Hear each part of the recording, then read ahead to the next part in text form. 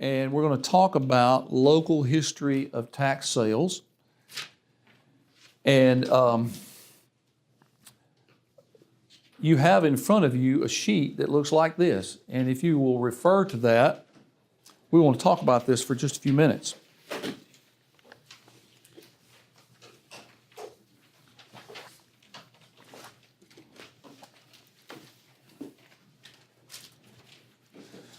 Excuse me. Let me just identify what we've got here. These are some statistics that I kept when I worked for Jefferson County.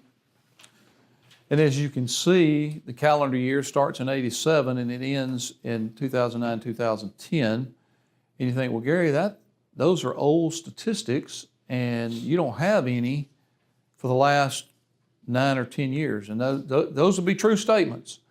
These are old statistics, and I don't have any I don't have any like this that are recent. But the thing I want to show, several things I want to show you on this that I think are extremely pertinent to what's going on today. But before I go there, let me just identify the headings here. Calendar year, tax year. As you can see, a tax year, like for example, we would be in the 2018 tax collection cycle right now. Property taxes came due 10/1/18. The tax sales will be in April, May, June of 19. In the tax, from the governmental side, we would call that the 2018 tax year. In this case, it was 1987. It covered parts of the calendar year of 87 and 88. But we would call that the 1987 collection period. For this particular year, in the Birmingham division of Jefferson County, we had 3,597 parcels that were offered at tax sale. As we'll touch on later, state law requires that every county in Alabama who has unpaid property taxes as of a certain date, they're required to conduct a public outcry auction and auction off tax certificates, the verbiage is auction off the property or sell the property. And so every county is required to do that. And as you may know, in Jefferson, we have 2 county seats. We have one in Bessemer, we have one in Birmingham, and their tax sales are separate. Usually they happen to be on the same day, but these stats are just for the Birmingham division. So we had that many parcels offered at tax sale. We had that many that actually sold to investors. 383 parcels for that first year. That's 11% amount of parcels that were offered. And that's the total amount of dollars that came in as a result of investors coming to the tax sale. Now, we see this column. In this column, I don't have any data for those first few years, but we have the amount of excess bid, the actual tax collected. So when you add this column with this column, you get the total that the investors brought. That'll be important later. And then there's all the tax sale dates. Now, pay attention to these colored lines right here. They are very significant. This bluish, purplish line right here, that represents the year that the interest rate went from 6% to 12%. Now, as you can tell, we still had some participation of people coming and buying things at tax sales, but it was all local people.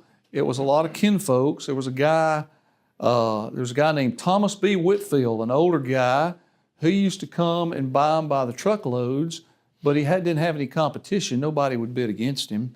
And he bought hundreds of these properties. I would bet that most of those purchases during that time were by him. But it was all local people. There were no corporate investors whatsoever. Well, as you can tell, things kept trucking along here, because even though the interest rate's 12% for these years, things are trucking along. There's not really that, matter of fact, there's a slight decrease there of sales to investors. It's not that big a deal. Pay attention to the green line here. This is the first year that a single corporate investor came to the tax sale. Well, you can see we had a little bump up there. It roughly doubled the amount spent by investors at the tax sale from 92 to 90, or from 93 to 94. And but then what is especially important to see here is for the next 3 years, the tax sale increased by almost a factor of 10 each consecutive year. So this is, I think, we had one corporate investor this year, we had 3 this year, and after that it just kind of went crazy. And for the next, 15 years or so, you can see that tax sales were kind of steep in the Birmingham division of Jefferson County. I keep saying Birmingham division of Jefferson County because this is where these stats came from specifically. I would argue that this is a microcosm of what was happening statewide, especially in bigger counties, the more populous counties. This reflects exactly what was happening in those other counties simultaneously. So we see this gold bar down here. This is the year that the economy kind of started tanking. And it's interesting, unfortunately, I don't have a whole lot of years beyond that, but you can see how the peak tax sale in Birmingham was in 2007. Investors brought almost $43 million to the tax sale. And over 40 million was excess bid. And this is the actual, represents the tax amount that was paid. So taxes plus excess bid equal the total amount that they brought to the tax sale. Now, several observations I want to make here. One is, as the economy goes, so goes the tax sales. We see that everybody knows what happened in 2007, 2008. Well, we see that the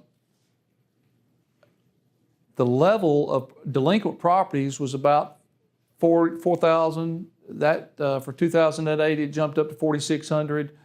2009, it dropped down to 4,300. But for 2010, which we were in the thick of economic difficulties, you see how the increase in delinquencies occurred there. We're over 1,000 more than we were the year before. So we see the economy is sagging. We see delinquencies go up. Interestingly enough, you'd think, well, hey, there's more opportunities to purchase properties at tax sale. Well, guess what? There was less cash coming to the tax sale. And we went in 3 or 4 years, we went from 42 million down to 5 million. So the people bringing cash to the tax sales at this point were represented Wall Street funds, they represented hedge funds, they represented banks, other corporate entities that typically in a year like this had lots of cash to spend. And at 12% in Alabama, that was a pretty good deal. But as the economy tanked and the money supply got tighter, then not as many came, or the ones that did come became much more selective about what they bought. So as the economy goes, so goes tax sales. Another thing I want to point out is whenever you inject private opportunity for private investment into the property tax equation, you have some benefits. And let me just say this. I'll go ahead and tell you I'm prejudiced. I'm an investor myself. I've been on both sides of the counter. I've worked for the governmental side. I've worked for the private sector side, both for myself and as a contract worker for some of these corporate investors. So I'm going to tell you, I like the opportunity to invest.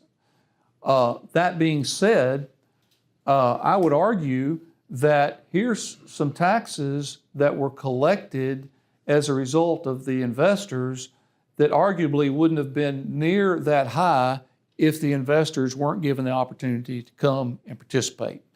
So, and a little byproduct is that this excess bid money, it's held in an escrow type of account, and the county, whatever county is that has collected this excess bid money, they get to keep an account. They get to earn interest on it. So I don't know about you, but I'd take any percent of $40 million they wanted to give me. So, that's not a bad deal for the counties. And we'll talk more about that as time goes on, but it should be pointed out that all those tax receiving agencies I talked about a while ago, school boards and the city and the county commission, city councils, they get that money. And when that money is, when private investors aren't in the picture, that money is going to be much less. And we'll talk about that near the end of our seminar today about some law changes and some possible implications on that. I'm sorry, let me go back here. Does anybody have any questions about my stat chart here? Yeah. So you say the county would put that $40 million in an escrow account and earn money on it. What happens to the $40 million? Well, when the property is redeemed, that money is sent back to the investor, the excess bid money. What happens? Okay, right. Okay. I got it. Yeah, because what happens is when the investor comes in, he's going to pay the taxes,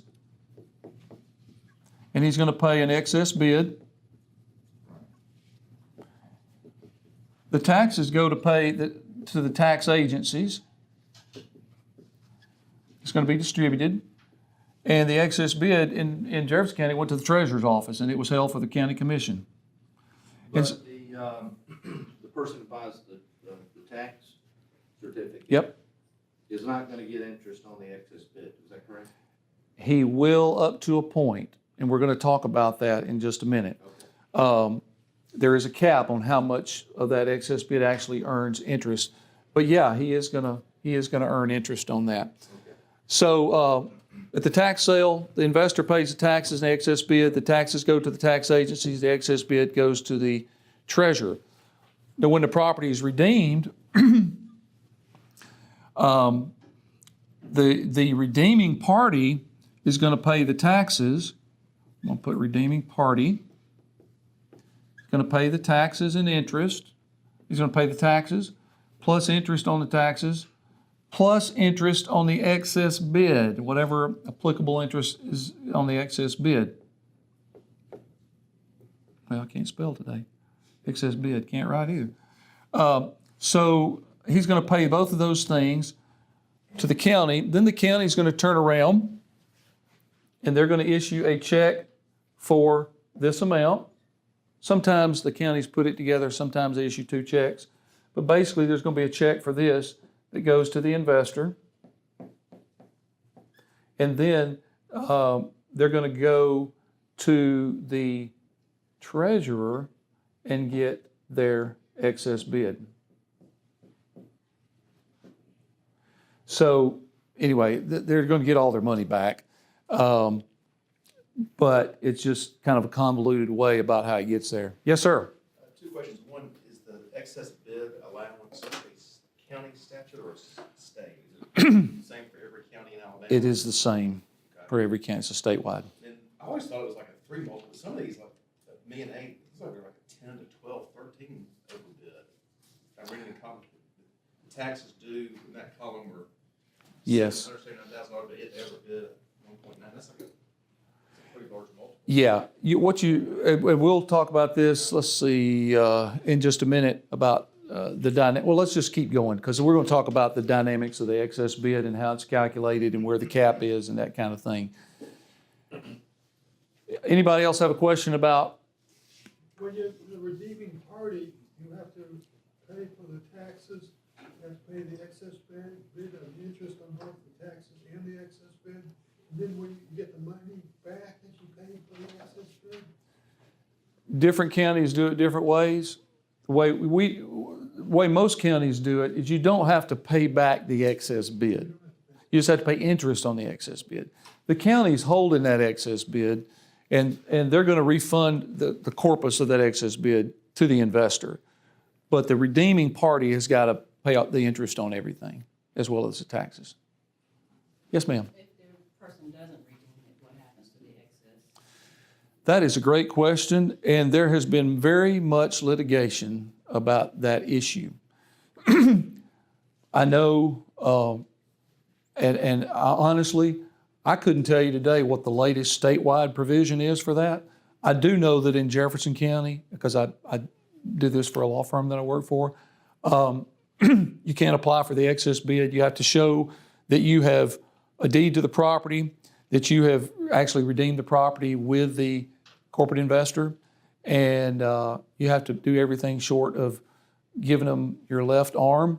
But once you do that, once you comply with their little checklist, you can get the excess bid back. So it's just not easy, but it can be done, and is done. So with that being said, the excess bid, it's just the investor's income, like extra interest for them if someone redeems. But from the redemption side, is it just like an intimidation thing? Or Well, in the case of an auction, excuse me, you got to have a way to win the bid. So this is an outcry auction. So you've got to increase the amount of your bid. Well, the margin between what is actually due, or the minimum bid, and what the winning bid is the excess bid. So it's not really like a reserve? trying to be a punishment. That's not the purpose. It does in effect work out being a punishment against the property owner or redeeming party. But you got to have a way to win the bid. Now, we'll see in just a minute. Well, let me just talk about that right now.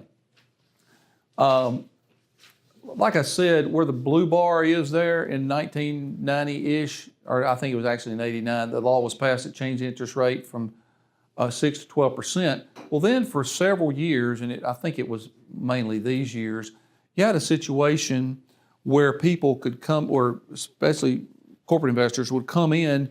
Well, let's say we had a house in Mountain Brook, a $750,000 house in Mountain Brook. And they know that property is going to get redeemed. That property is not going to go to tax deed more than likely. And even if it does, it's still going to be redeemed. So they would come in and they'd say, hey, we know this is a good situation. We know they've done their due diligence, which we'll talk about later. But we know this is a good opportunity to invest. We know this property is not going anywhere. And we want to load up as much of an investment in this property at 12% as we can. Well, they were bidding $500,000 for that one property. So the mortgage company or the property owner wakes up, 6 months later, they got to pay not 6%, maybe their tax bill was, I don't know what that would be, but say it's $5,000. It was on our guide. Say it was $5,000. Well, they not only got to pay $5,000 plus 6% interest, they got to pay 6% interest on $500,000. So it didn't take very long for the legislature to get wind of that. And I'm sorry, I don't remember which year it was, but I think it was about a year or two after the interest rate, or after the corporate investors started coming. I'm sorry, it was about 5 or 6 years after the interest rate was increased. But they put a cap on the excess bid. And they said, okay, our system provides that you got to be able to bid up the amount that you're willing to pay, and that margin is called the excess bid.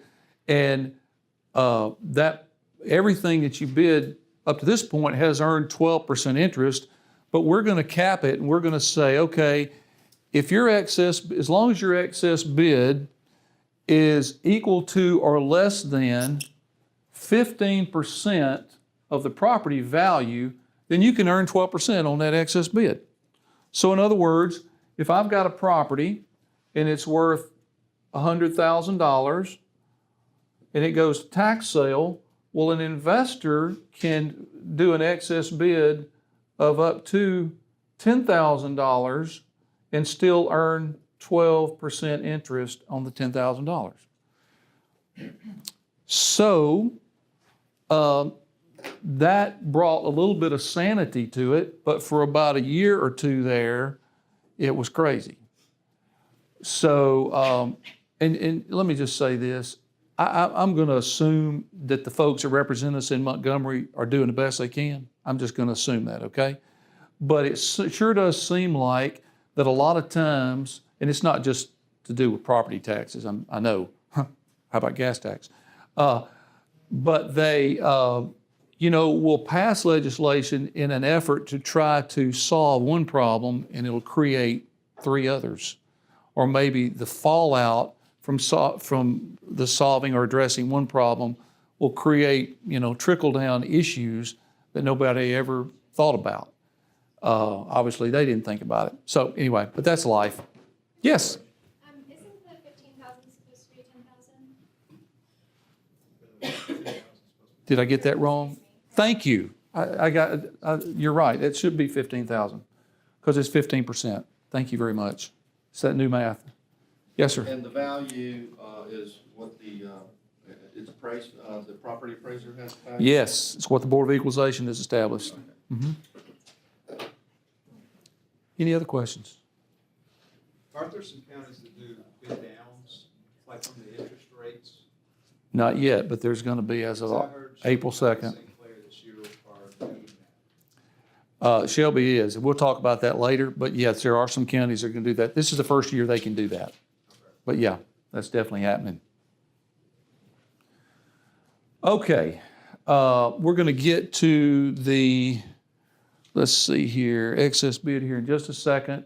After a few years, Alabama became a player, as we showed on our stats there, and began to be attractive. Let me go back to that real quick. This year right here, 1994, we had a single corporate bidder come, and I'd met this guy a couple of years before, and he said, with the interest rate change in Alabama, you all are going to start attracting corporate investors. And I said, you're crazy. I mean, all we've had is local people come in all these years, even after it changed 12%. He said, no. Well, he came that year and bought 5 pieces of property and had pretty big excess bids on it.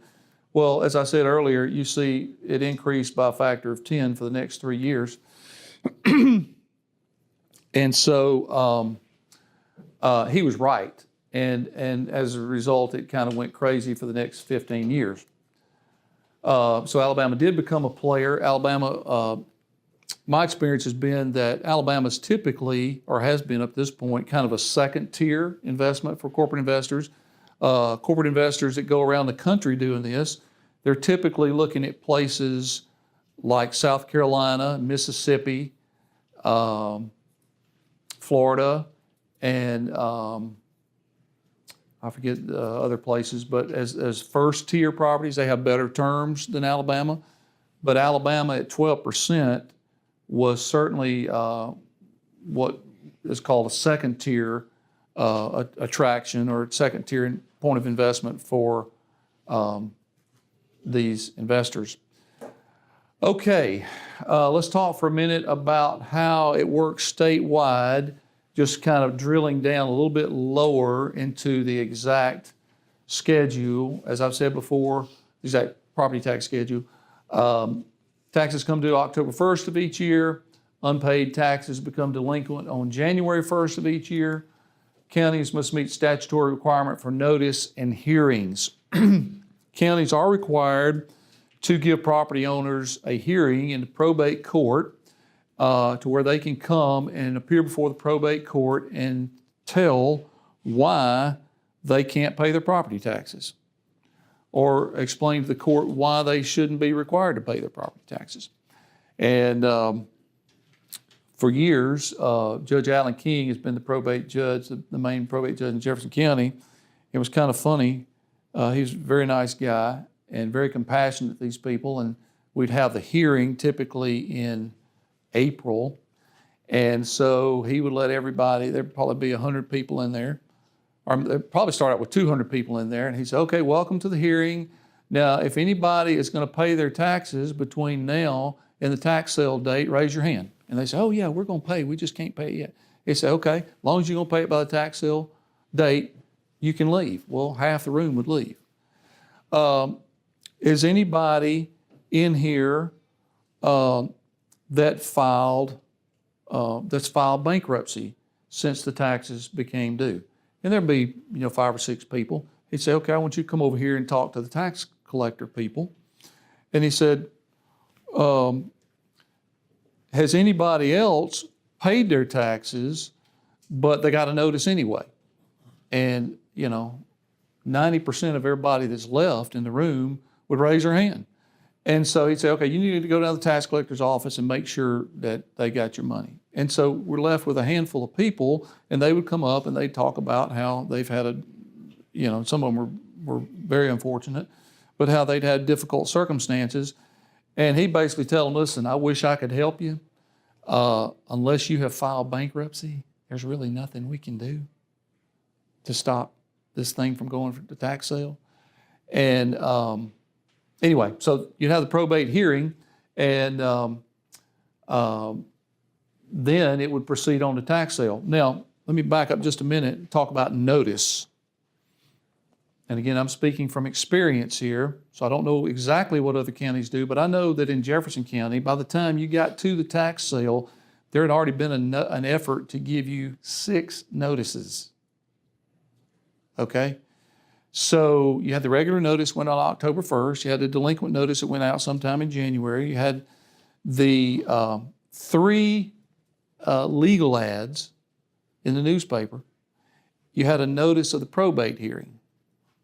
So now, unfortunately, if your wrong address was on the system, all those notices went to the wrong address, except obviously the ones that were published.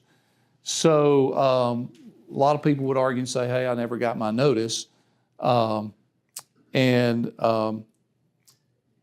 is obviously unfortunate, but that was not an excuse for making the tax bill go away. So, counties must meet the statutory requirement for notices and hearings. Counties must offer it for sale at public outcry auction certificates on unpaid parcels. Every county conducts the auction in its own special way. I'll touch on that in just a minute. The amount due for taxes, fees, and interest is the minimum bid. Does that make sense? There's a certain amount of taxes, fees, and interest that will have accrued by the day of the tax sale, and that's where the bidding starts. The excess bid or the overbid is the amount of your bid that exceeds the amount due for taxes. Everybody understand that margin above the taxes are due? That's the excess bid. That's the margin that's bid above the amount the taxes are due is actually the excess bid. There is no cap on how high the bidding may go. You go to tax sale, you can bid as much as you want to on a piece of property as long as it's above the minimum bid. However, there is a cap on a portion of your excess bid that may earn interest. Now, you have a piece of paper in front of you that looks similar to that. If you'll have a look at that, we will talk about I'll try to explain the dynamics of the excess bid. And even more is I'll try to get my math right this time. Okay, we've got, on this column, we've got the value of the parcel, we've got the tax amount due, we've got the excess bid cap, which is set by statute. We've got, in different scenarios, we've got actual bid, we've got an excess bid portion that earns no interest, and we have the effective yield. This effective yield is going to be very important to understand here in just a minute. Let's look at scenario A. We have a value of a parcel at $200,000. We have a tax bill on this parcel. Let's just say at the time of tax sale, the amount due is that right there. We know what the what the value of the parcel is. We know it has a 15% cap if we're trying to calculate the cap of the excess bid. So we know it's $30,000. And let's say the bidding starts at this and it winds up at $30,000. So this investor bids $30,000 for this piece of property. Because it is at 15%, at or lower than 15% of the market value of the property, there is no portion of the excess bid that doesn't earn interest. In other words, the entire excess bid is going to earn interest. So the effective yield on this $30,000 investment is going to be the full 12%. Does that make sense? But the Okay. actual bid would have been 31,469.36, correct? The answer is it depends. Some counties are going to add those together. Some counties are you're just going to bid this amount. I know in, Just knowing that you're gonna pay the 1469.36. yes, that is going to be, yes. All right. Now, yeah, yes. In Jefferson, we would get up and we'd say, okay, if you bid, when you bid, you can either say taxes, which represents this, or you can say plus 1,000, which represents your excess bid. But if you say plus 1,000 or anything you bid over and above this amount, just know that you're paying that amount too. Okay. If you go to St. Clair, you only bid this amount, and they just back out, that 1469, and they say, okay, you've paid this much in taxes, and you've paid the balance in excess bid, which is some odd amount. So, I mean, in the scheme of things, it's not going to matter that much, but they're always going to take out the tax amount due first. No question about it. Okay. Any other questions on that? Let's look at scenario B. Got the same parcel, same value, same tax amount due, same cap on the excess bid, but the bidding is a bit more competitive, and the winning bid is actually $35,000. So we see that it actually went over that 15% cap by $5,000. Well, that makes my effective yield on this $35,000 investment, it makes it 10%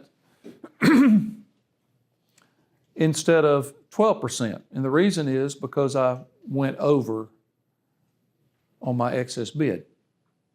Does that make sense? You see where we're going with that? Okay. Scenario C, we've got all these things are constant. The first three items are constant. The value, the tax amount, the cap on the excess bid. But bidding really got competitive, and I had to bid, as an investor, I had to bid $60,000 in order to win the bid on this property.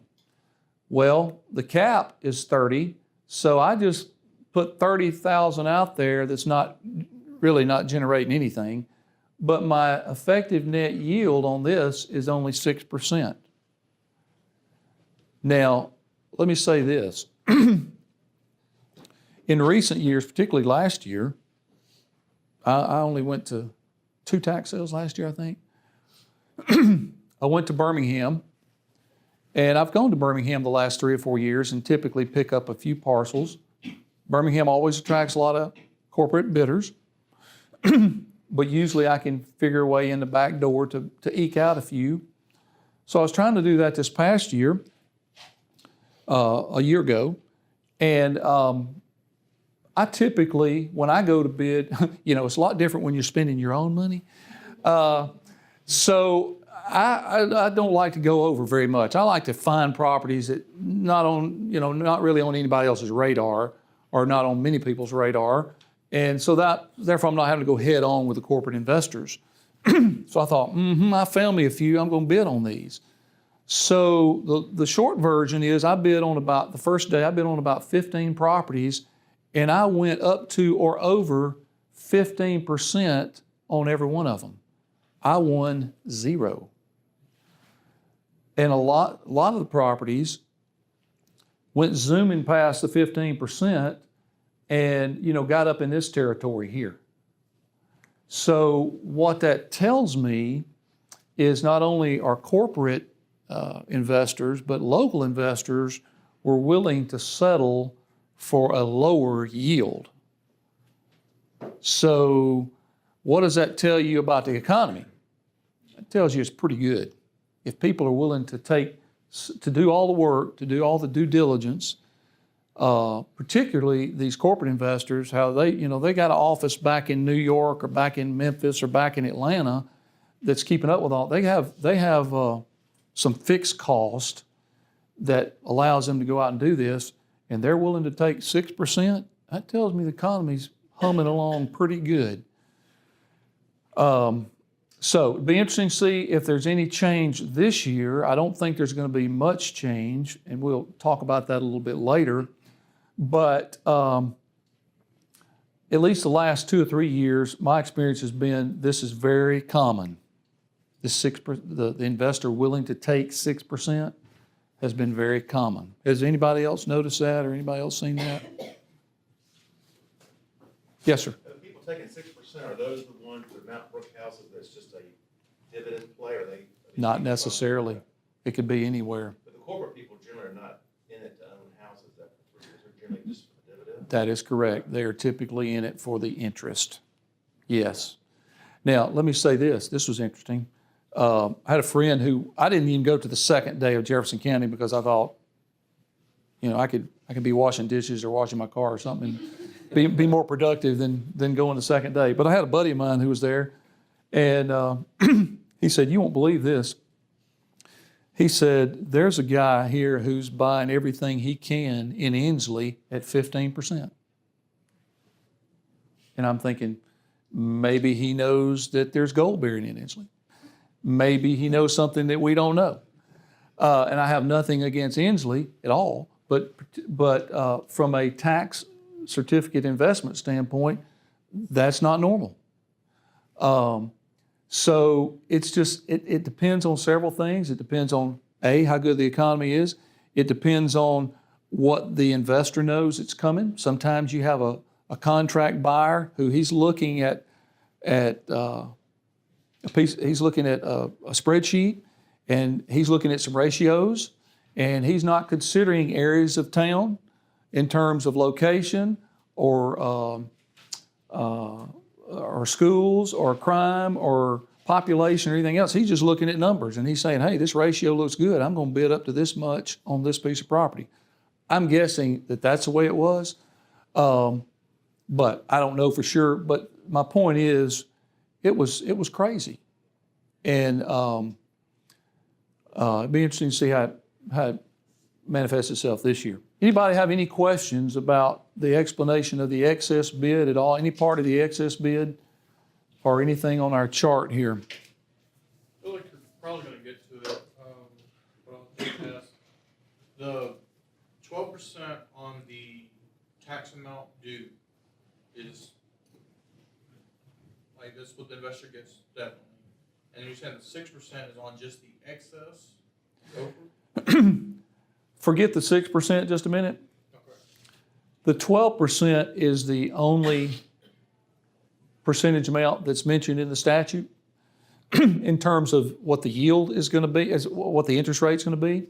This yield is the effective net yield that the investor is going to realize. Okay, so even in this, let's take scenario C. He's going to earn 12% on this tax amount, and he's going to earn 12% on the amount of the excess bid that's below the cap. The problem is, based on his overall calculation, he's got 30% that's not earning anything. So his net yield or his effective yield is going to be 6%. Does that make sense? Okay. What percentage of properties would you say, and it's probably different county to county, year to year, are redeemed? That's a good question. And we're going to get to specifics of that later. But basically, what we find, or my experience was, that within 3 years, 90% of the properties that sold at tax sale were going to be redeemed. And there'd be different factors that would influence how quickly they redeem. The what I would call the more valuable or higher tier properties are going to redeem pretty quickly. So probably 50%, I believe the stats are 50% are going to redeem the first year. There's going to be an additional 25% that redeem the second year, and then by the end of the third year, 90% of them will be redeemed. Now, that would be across the board. If you're talking about just properties south of town, for example, in this area, probably 98% are going to redeem the first 3 years. So you're going to have a very small percentage that are actually going to go to tax deed, whereas if you look across the board, it's going to be closer to 90. You're going to have about 10% go to tax deed. I'll go ahead and say this. I mean, even when they go to tax deed, a good percentage of those are going to redeem. I think I had 7 properties that I had that went to tax deed a year ago, and 5 of those redeemed. Even though they were tax deed, they redeemed within the last few months. So just because it goes to tax deed doesn't mean that the folks are off the, they're out of the picture. They can still come back and redeem. And really, if they have the ability to redeem and they want to redeem, I want them to redeem. It's going to make life easier for me. So anyway, any other questions about excess bid? Yes, ma'am. How long do they have after it's tax deed to redeem it? They've got at least 3 years, maybe longer, but at least 3 years. Okay, the winning bidder pays for the purchase and gets a tax certificate. And in Jefferson County, that's what the tax certificate looks like. As you can see, it identifies the property, the parcel number, legal description. There's a breakdown of all the taxes. There's the excess bid. And then there are the specific dates written in there. And there's the stamped on signature by J.T. Smallwood Tax Collector. If no one bids on a particular parcel, that property is by default sold to state, which is really kind of a misnomer because the state doesn't send the county any money. It's just a transfer of paper. We used to print out the tax certificates. They do it electronically too, but they send the literal printed out tax certificates to the state, and they're called, at that point it's referred to as being sold to state. The state maintains a list of delinquent properties that were not purchased at the local tax sales. And as many of you probably know, there's a website you can go to by the Alabama Department of Revenue, Property Tax Division, where you can look online and see the list and actually apply online. They made it very easy now where you can apply online to purchase the state's interest in these properties. Is there, from 2015 down, would you get a tax deed if you purchase one from the state since it's past the 3-year right of redemption? The key date is the date of when was the date of the original tax sale? Okay, so if the date of the original tax sale has been longer than 3 years and you buy it from the state, then yes, you are going to get a tax deed directly from the state. But then the owner could possibly redeem within another 3 years. That is correct. Still have a 3-year right of redemption So after the tax deed's issued. it wouldn't matter if it was from 2012 or 2015, like, once you get the tax deed, there's another. Right. If you say 2012 tax year, that means the tax sale would have been May of 2013. Okay? So if I go to the state today and apply to buy that property that's sold on that date, then we're 3 years beyond May 2013, so they would give me a tax deed on that property. What if you're 6 years out? Do they give you like a patent from the state or something? No, you still get a tax deed. They've still got 3 years from the date of your tax deed to redeem. Does the land bank play any role in this whole process? That is a great question. And I know, I'll be honest with you, I don't know a whole lot about the land bank, but I do know that the land bank goes to the state and they basically block out certain parcels that they want to be the boss of. And so if you go to the state and they say that's not available, but it hadn't been sold to anybody else, it's good, and it's in the city of Birmingham, good chance it's going to be with the land bank. Of course, as you probably know, they got their own website. You can go on there and see what the land bank has. So that's kind of a strange deal there, but I get it. Land bank's trying to control the property so that they can manipulate the development of it, which I don't blame them. I think it's a great idea. Sometimes I wish they were more aggressive about it, but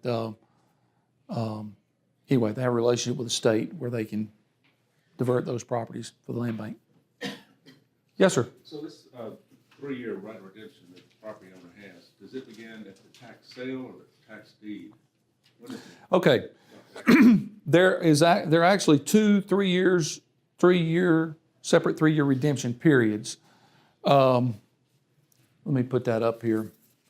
There was a court case many years ago that defined the redemption period. It was called Doherty v. Rester. This would have been back in the 90s. Doherty, D-A-U-G-H, D-A-U-G-H-E-R-T-Y, I believe is the way you spell that. Rester, R-E-S-T-E-R. And that case was great for redemption officials and tax collectors across the state because, for once and for all, it defined the redemption period. There is a redemption period, 3-year redemption period that starts on the date of the tax sale.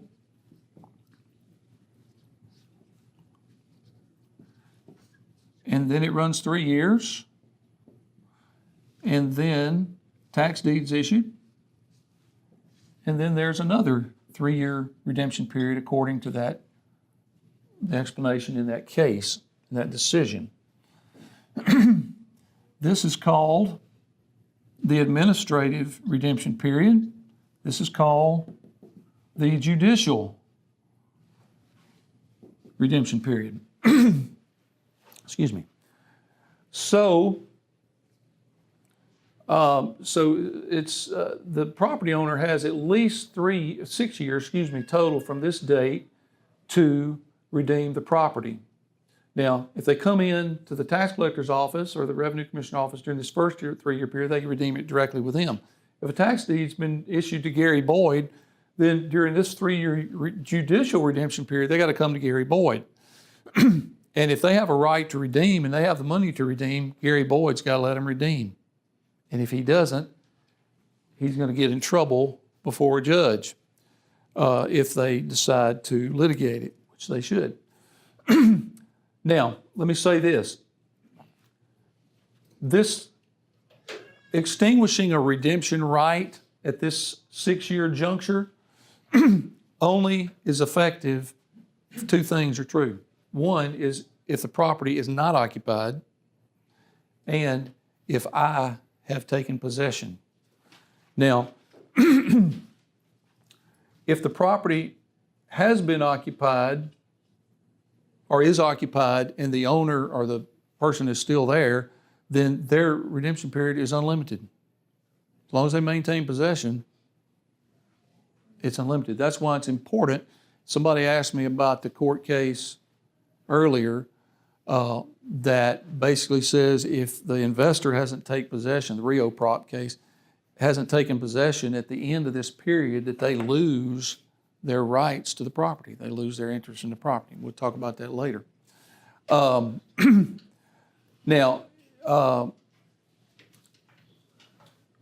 you also, it's important to know, here's, and again, as I have said, I'm not an attorney, but what I try to do when I get a tax deed, as soon as I get a tax deed, I start trying to get possession.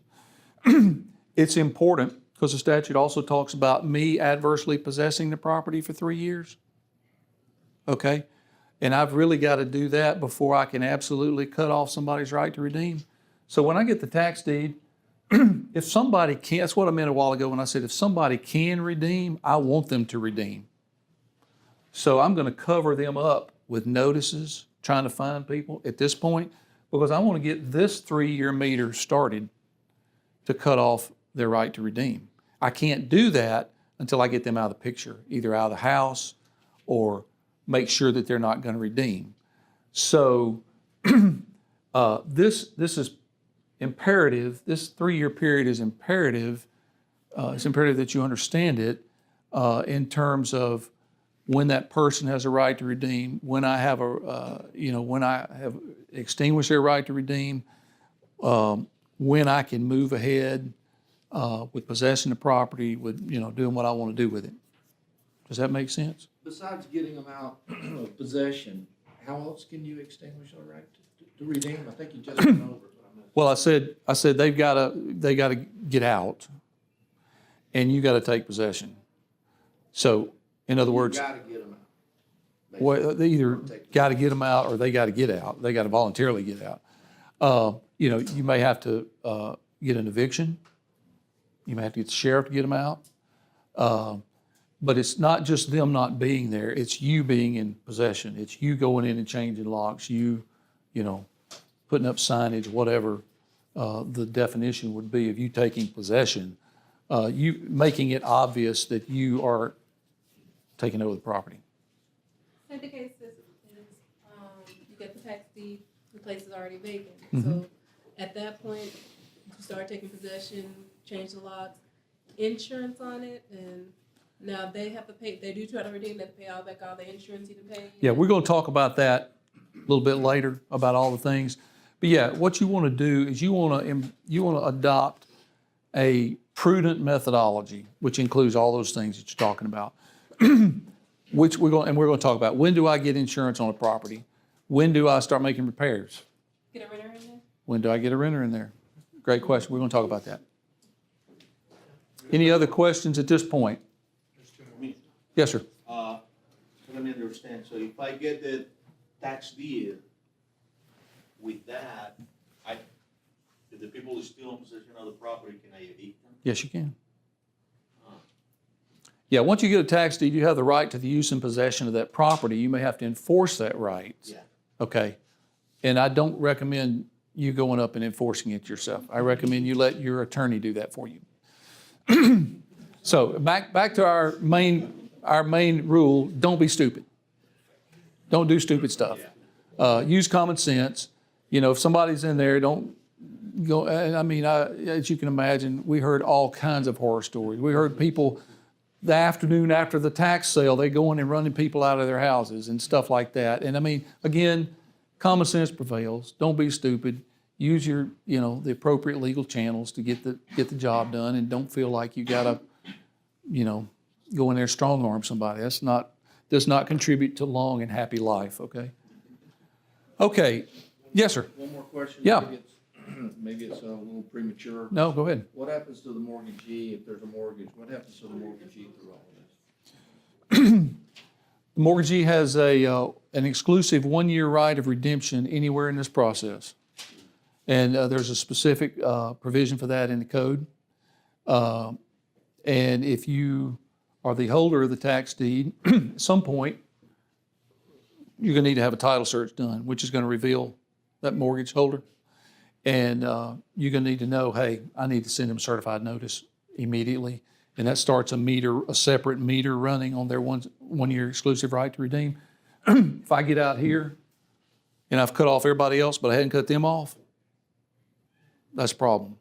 So I want to do that. But it's a Yeah, good yeah. thing if there's a mortgage, because more than likely, the mortgage company's gonna get them redeemed, right? Well, you may think that's a good thing, and it could be, in your situation, it may be a good thing. And I'll give you some examples later. I bought one years ago that had 3 mortgages on it. Ouch. They never showed up. None of them ever foreclosed. But we'll talk about that later. So, yeah. Okay, yes, ma'am. So in the case of, you know, with the mortgagee having an additional year, so it's actually 4 years for the redemption. It can run simultaneously. In other words, it can run during the same time this is running. Okay. You just have to start the meter running, have to start the clock on them. Okay. By sending them certified notice. The clock doesn't automatically start once the tax deed is issued? Not for the mortgage holder. Okay, but for the. For the owner, yes, Okay. yes. Yes. So in a way, because I was thinking maybe if you get a tax deed after 3 years and, you know, well, wait 4 years and they, you know, already. Yeah, you can't do that passively. You've got to actively notify that mortgage holder. But I mean, I'm for being aggressive with everybody. I mean, when I say aggressive notice with everybody. Just, you know, try to flush them out. Run to the short side of the field, as I like to call it. So what's the main advantage of getting a tax deed? What's the main advantage to getting a tax deed as opposed to just not getting one? Or, well, you're going As to, opposed to the time period before that. The certificate. Closer to owning property. well, you're technically you're not entitled to the use and possession of it. I mean, well, I'm sorry, let me rephrase that. You can take possession of a certificate under limited circumstances. I'm speaking from a functional standpoint. You can take possession, but let me just put it like this. If I've gone in and put a lot of money into a tax certificate, and the person comes in and wants to redeem. I mean, we can get wrapped around the axle about the verification form, and yes, life's too short. For me, life's too short to get bogged down in a certificate where I've gone in and I've done some kind of knee-jerk type of things in terms of, oh, I went in and did this, and I went in and did this, and I've got all this money invested. Now you owe me $10,000 on this $50,000 house, and I mean, that's not prudent, in my opinion. That's not prudent. So what I want to do is I want to just let this certificate, unless there's some extenuating circumstances, I'll just let this run. It's running at 12% unless you had to pay something crazy at the tax sale. You're getting 12% interest on it. When it gets to this point, you get a tax deed, then you are clearly entitled to the use and possession of it. You take that to your attorney and you say, hey, I want to get this person out of here. I can do a eviction or ejectment. And then the person will say, oh, but I may need to pay my taxes. Well, then they're either going to pay or they're going to have to get out. One or the other. There's only two options. So, in my view, the deed gives you much more leverage to make stuff happen on the property. That's why I want it. Does that answer your question? Yeah, I think a lot of people misunderstand. They think a tax deed is really a misnomer because a lot of people think that it's a deed, they now own it, when they really don't. That is correct. That is, it's not, obviously, it's not clear title. It's not a warranty interest. Yes, ma'am. Well, kind of piggyback off that, with the tax deed, I mean, in between the time of 3 to 6 years, can you just go ahead and, you take possession and go ahead and apply for quiet title? I mean, at that point? Well, you can't, I think your question is, after I get a tax deed, can I apply for quiet title? Right. Okay. The answer is yes, you can. But if I'm a part of the other team, if I'm the party on the other side, I'm going to say, no. You haven't had a tax deed for 3 years. You haven't adversely possessed it for 3 years. You're not entitled to a quiet title. Now, some quiet titles orders have been issued that didn't wait the 3 years. And I would, from a layman standpoint, I would say I'll question the validity of those, but if nobody questions it, it doesn't matter. And we can talk more about this later, but the strategy that I use is if it's a property that I want it with a tax deed, hopefully I've done enough homework to know, hey, this is a good one I want to hang on to. Maybe I want to convert it to a rental. And I'm going to go ahead. I've got a tax deed. I'm pretty sure it's not going to redeem. So I'm going to feel pretty good about sinking some money into it. I'm going to put a new roof on it. I'm going to put a new HVAC, and I'm going to get it ready to rent out. And I'm going to rent it out maybe right here. I still don't have quiet title. Still don't have clear title. I still can't go get a loan against that property. I still can't sell that property with a warranty deed. But I sure as heck can get $800 a month rent for it. And I can do that for a long time before I need to quiet the title. So that's just been kind of my philosophy, is try to get it up and going and generating revenue.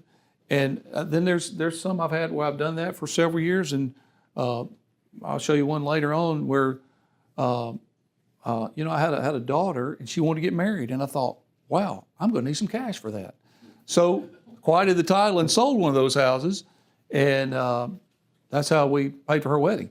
But my point is, can you apply for quiet title? Absolutely, and you probably would want to at a certain point, depending on the situation.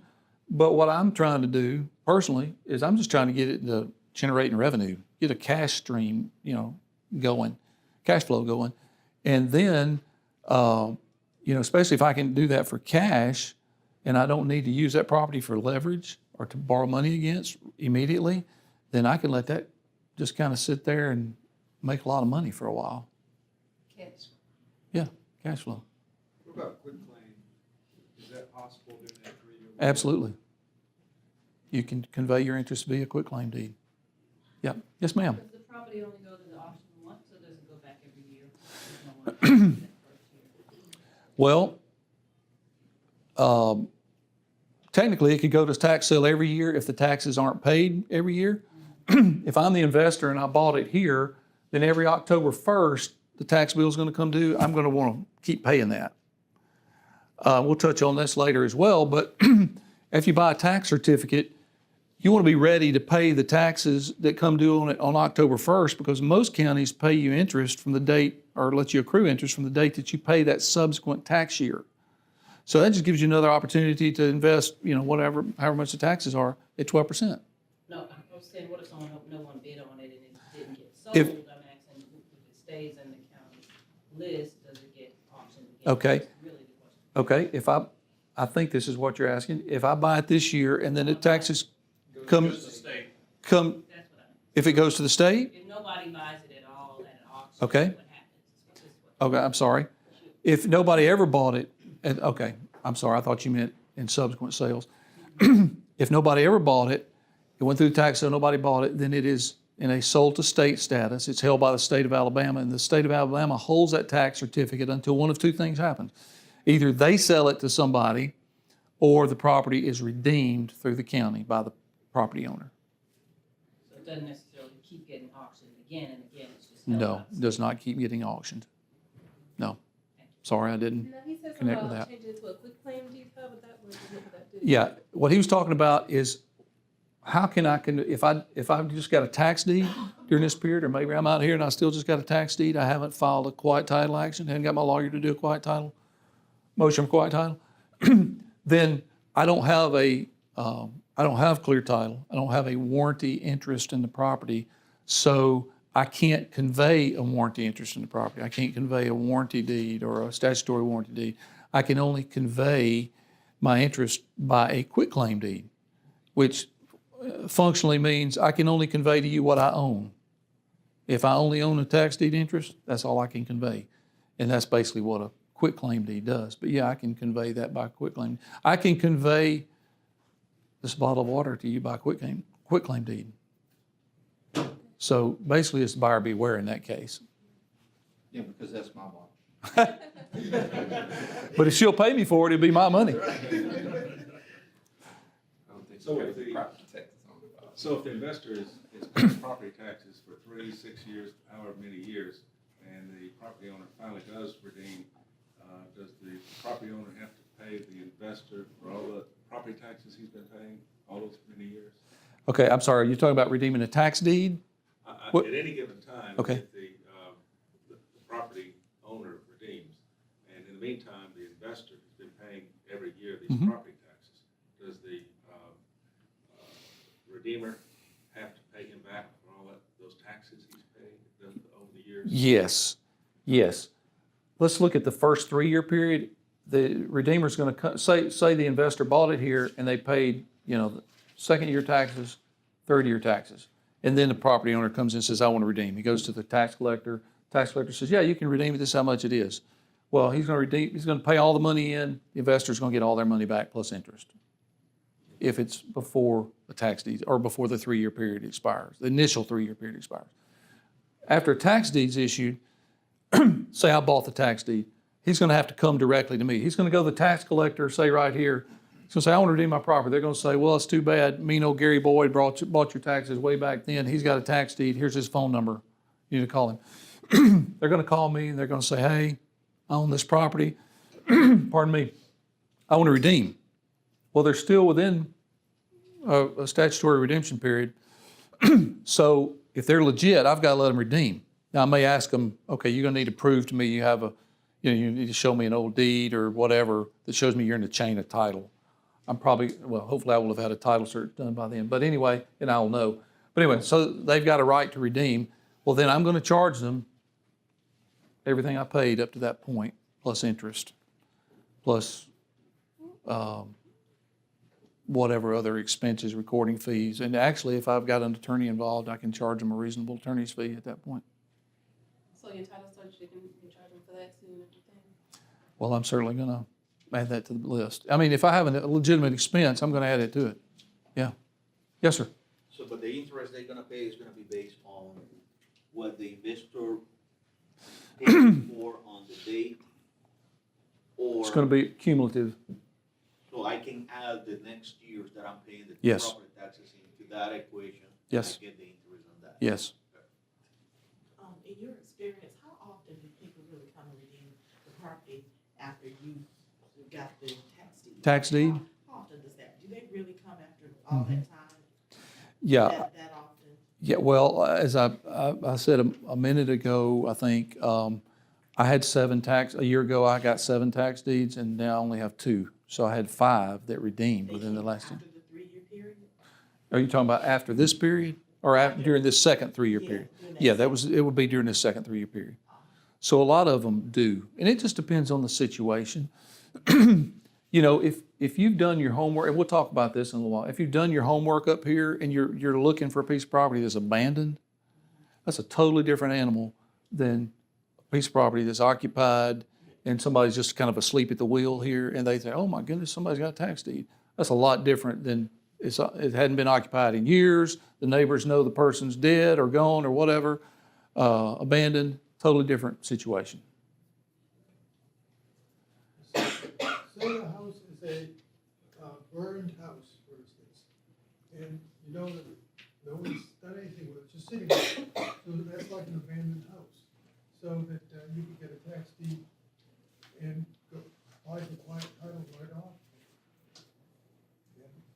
And you're likely to get it. Are you talking about if you buy it directly from the state? Yeah. Okay, if I buy it directly from the state, that's a good question. I guess if it's in this phase, then you know it's going to depend on the situation. But I guess in this phase, technically there would still be a redemption right. If I'm way beyond this, then I'm going to let my lawyer work it out. I'm just going to say, I'm going to let him work it out, him or her work it out in any case in terms of me trying to quiet the title, in terms of letting him advise me when I can quiet the title. But, you